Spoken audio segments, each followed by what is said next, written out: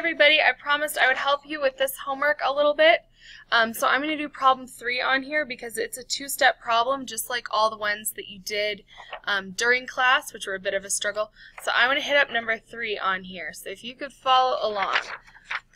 So we're going to use our guess method. I'm going to start by just writing out the letters of guess, just so we're all on board with G for underlining our givens, U for circling our unknown, E for writing our equation, S for substitute, and S again for solve. So our problem, number 4, it says a pebble is dropped from a bridge and it strikes the water in exactly 4 seconds. So if it's dropped, it must have started from 0. So we're going to write the initial velocity is 0. And it's dropped from a bridge, it falls for 4 seconds. So we're going to write that at a time equals 4 seconds. How high is the bridge? Oh darn. So here's my problem here. I don't know what that is. So instead of underlining my givens, because I don't have a copy of the paper that I can put on the projector, we're going to have to work this problem in 2 steps. So first, I know my acceleration in every free fall problem, every single one, is always, acceleration always equals negative 9.8 meters per second squared. So every second, the velocity of our object is getting 9.8 meters per second faster. So I'm going to do the first equation. So I've got, in my first equation, I'm going to find the velocity. I have no idea what the velocity is. My final velocity, I also don't know.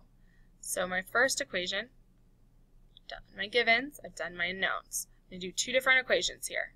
In the first step, our easier equation, VF, final velocity minus initial velocity, over acceleration and change in time. Alright, so final velocity, don't know it.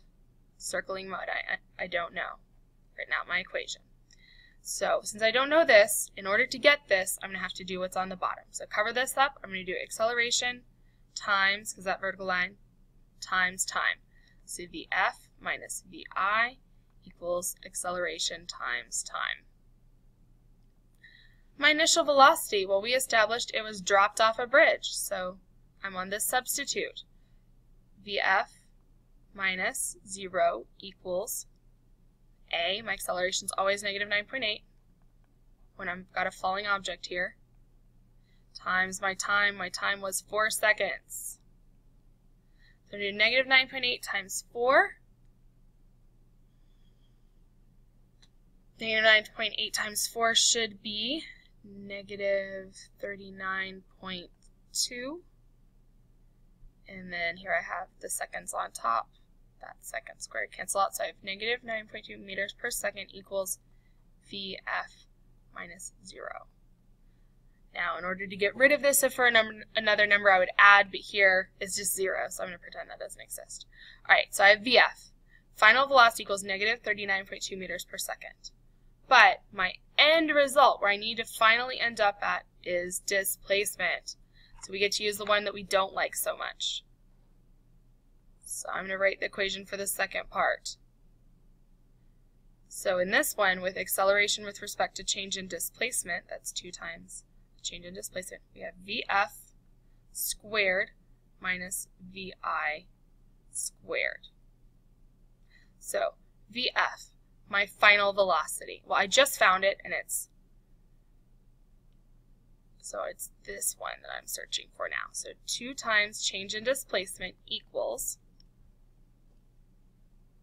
this VF squared minus VI squared all over acceleration. If I'm going to get rid of the 2's, I can do that. I can multiply both sides by 1/2. So there's 1/2, and there's 1/2. Get rid of my 2's. Alright, so change in displacement equals VF squared. So that's negative 39.2. I just found it in the last problem, squared, minus, well, it was dropped from rest. So my initial velocity, you'll see all the way up here. Initial velocity, oh, there we are, all the way up here, still 0. So 0 squared. over my acceleration times 2. So 2 times negative 9.8 times negative 9.8. This gets a little wonky up here, my units, when I square the meters over seconds there. Alright, so now I'm going to do negative 39 squared. And I have to do that part first. And then I have what's on the bottom. So on the bottom, I've got negative 19.6. And on the top, negative 39.2 squared is, let me grab a calculator.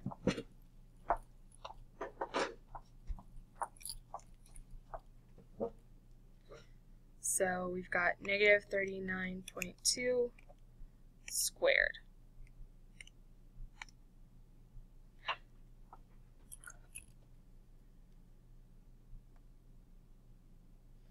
So negative 9.2 squared is 1,536.64. Move myself up here. Hopefully that doesn't make me feel too nauseous. Alright, so now I've got that number, my 1,536.64, and I'm going to divide by negative 19.6. And I should get that I've dropped negative 78.4 meters.